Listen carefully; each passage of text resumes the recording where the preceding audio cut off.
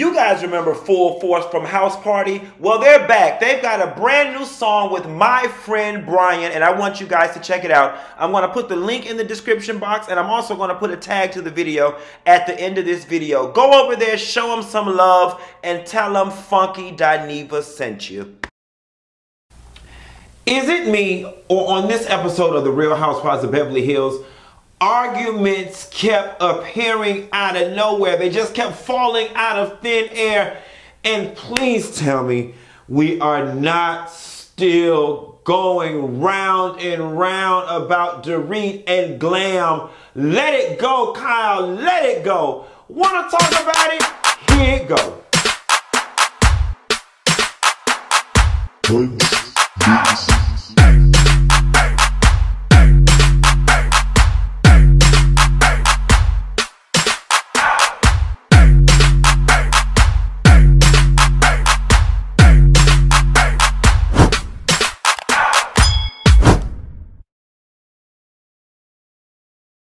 Now, so girl, did you get into last night's episode of The Real Housewives of Beverly Hills? Let me tell y'all something. The very reason why I never wanted to follow this show in the first place is why I am so frustrated right now. And the only thing that calmed me down was the fact that I had a Smirnoff Ice with a little bit of vodka in it.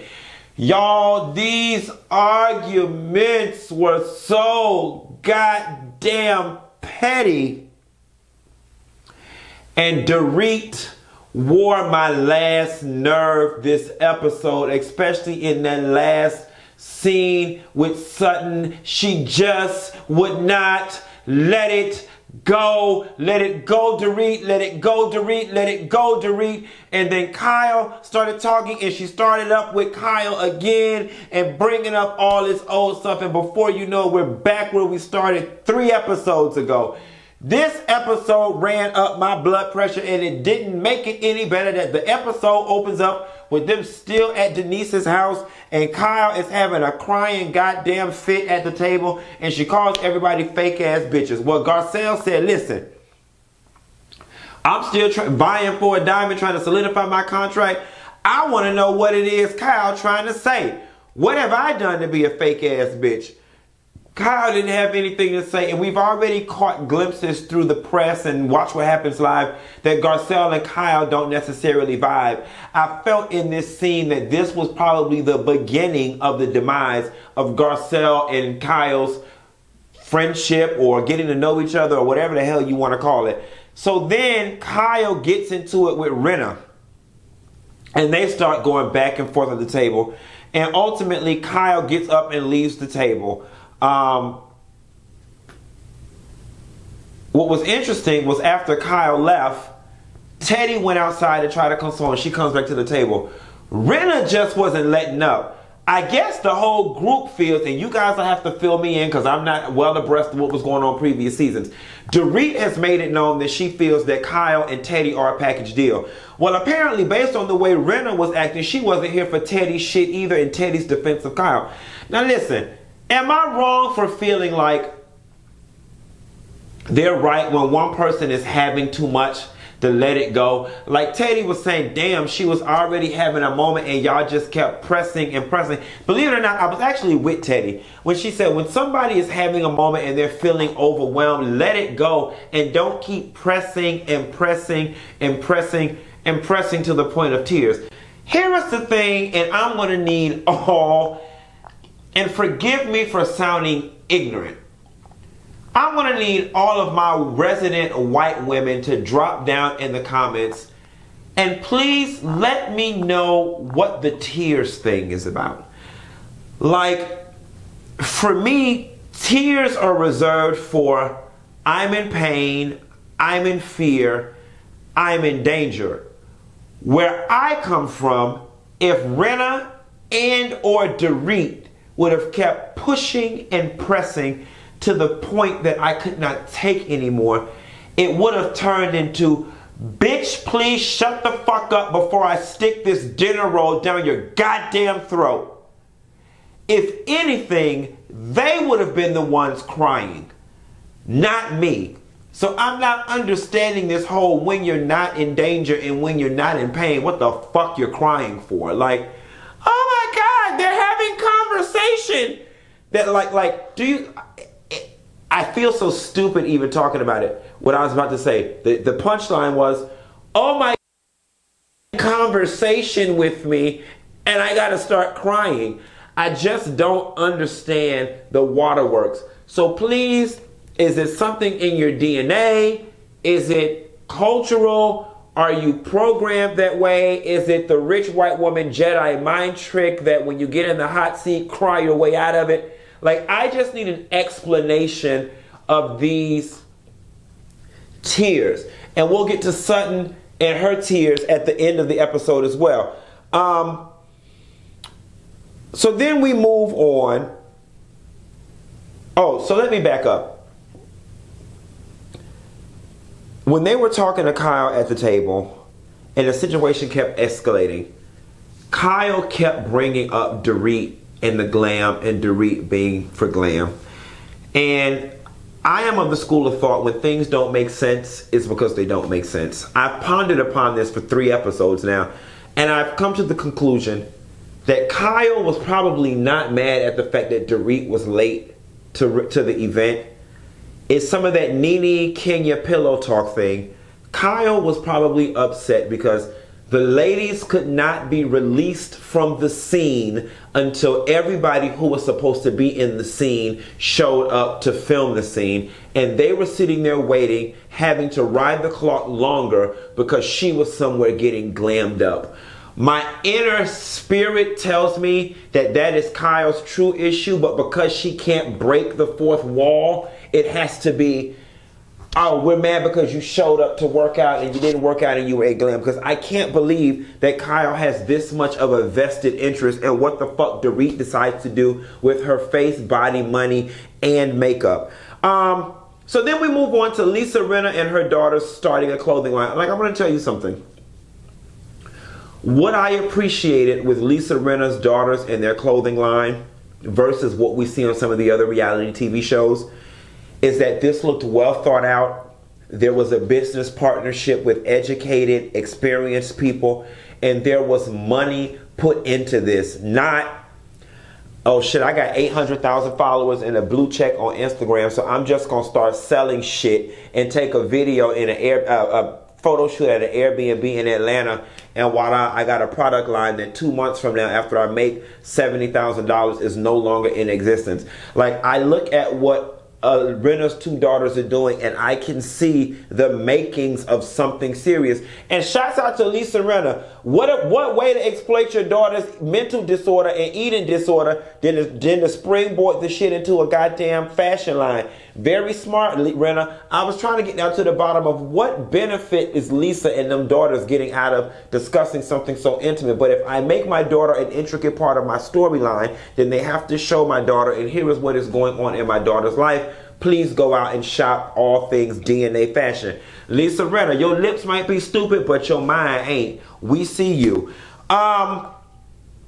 Erika and Denise go out to eat. So Erika and Denise go out to eat, and Denise talks about the fact that the kids overheard some things. And then we get a flashback to Denise going to lunch with her daughter the day earlier. And Denise was a bit taken aback about the daughter hearing about the threesome stuff. And I buy Denise's logic, right? Like, I don't want to be embarrassed against the other motor pool or the carpool moms because their kids came over to my house and heard something inappropriate. However, I love the fact that Denise's daughter got in there and was like, girl, Mom, like, we're teenagers, we laughed and we chuckled, we thought it was funny. Like, Lisa, if you think your kids are now fingering and tongue kissing and pop kissing and playing spin the bottle and doing all the shit that you and Charlie were doing about at 14, 13, 15, you got another damn thing coming. Ain't nothing new under the sun, and ain't nothing new between their legs either. Let it go, girl. Like, your kids are not 9 running, or in 3rd grade running around saying threesome, threesome as the word of the day. They're teenagers. They can handle it. They've got iPhones and Snapchat. They've seen, heard, and are probably doing far worse, Miss Denise. Calm it down, baby. Erika did apologize to Denise, and that was cute. Denise and Erika bring up what is wrong with Kyle, and Erika, in an attempt to defend Kyle, says, you know, Kyle's got a lot going on. A lot going on has never been an excuse for bad behavior. And I like Denise's response. She's like, bitch, I film Bold and the Beautiful every damn day. I got this going on. I got a man with a big dick and big muscles who fucked me crazy. I gotta dedicate hours of my day on set and hours of my night at the bedroom set with him. It includes fucking that big fine ass man, and she better fuck him before I do. Yeah, that's no excuse. We all have got things going on. And I like the fact that Denise brought that up. So we're moving on to Garcelle's birthday for her sons. One thing that I love about Garcelle is though she can fit in and run with the pack when it comes to the Beverly Hills Housewives, she adds a bit of practicality and black mom to it. She said, listen, parties in Beverly Hills have camels and helicopters and celebrities and all of that. My boy's getting donuts and Pepsi. Bitch, I know that's right. Garcelle is a black mama. She said, bitch, I'm trying to move. Do y'all want y'all own room with furniture or do y'all want a Superman party? Which one? Pick your choice. Because in a black household, you don't get all. Okay? And God forbid your birthday fall near Christmas. Let your birthday fall within 15 days of Christmas, bitch. It's all one holiday. Okay? You get your birthday gift late. You get it near Christmas. Black people don't get it. Give their kids everything, even if they have the world. You got to work for it. But I love seeing the fact that Garcelle can roll with them, but chooses not to. I think that that's what makes kids have to work and earn for something and not become Tori Spelling, who is now begging for a job at the house because her mama won't give her no money because she's spoiled. I must say, I also like Garcelle and her ex-husband's relationship. Yes, he pained her. He did. And I'm glad that she found a way to get over it for them to still be able to be a cohesive family as best as they can be and find their new normal for those boys. Now, the nanny. Garcelle's boys come off so mature and adult. Like, I was looking like, what the fuck they need a nanny for? Then I thought 11 is close to 10. They just turned 12. They're not necessarily old enough to drive yet. Okay, they don't need a nanny to make them a sandwich, but they probably need a nanny to sit around the house and make sure they ain't doing nothing they ain't got no business doing. So we're going to let the nanny slide. But when I was 11, bitch, I was staying home by myself and knew better not to answer the door or turn on the stove and play with fire. You better put you a Hot Pocket in the microwave and sit your ass the fuck down. Because we had money like this. Okay, child, we didn't even have none like this. We damn sure didn't have none like this. Lisa and her mom Lois. Lois is so cute. Lois had on her old lady black, and then when it was time, Lisa threw on a little pink leather jacket, and Lois looked so sporty and so clean to be 91. And I just hope to be that alert, that mobile, and that spunky when I turn 91 years old. They get to Erika's loft. Now, somebody help me out. Is Erika's loft her rehearsal spot?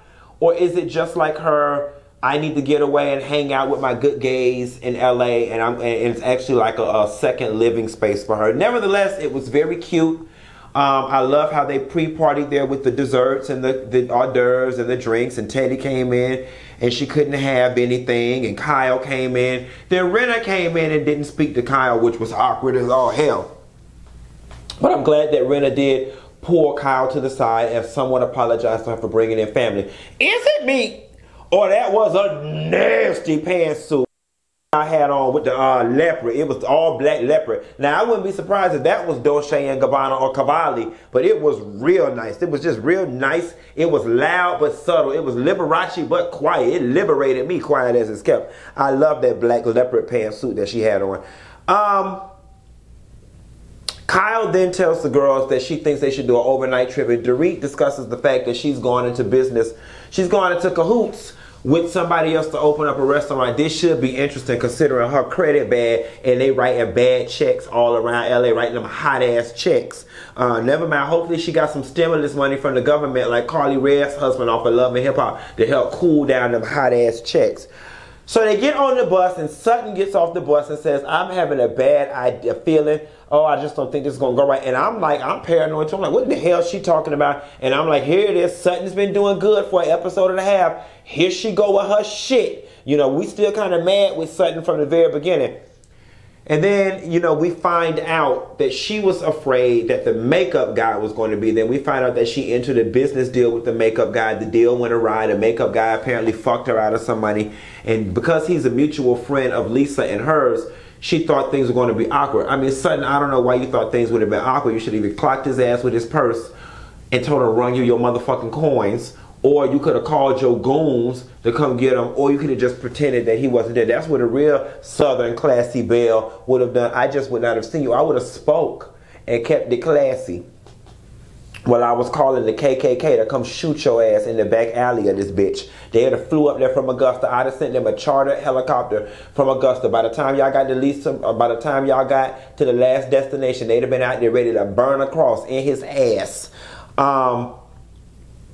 So we find out what the fuck going on. So then Kyle apologizes to Lisa, right? And then they go to dinner. Now, when they get to dinner, here's what Dorit makes me uncomfortable talking about. She's just somewhat uncomfortable. Everybody's like, what are you uncomfortable about? And she says, you know, well, Sutton, you said I'm going to freak out. Well, Dorit, she said that 2 hours ago.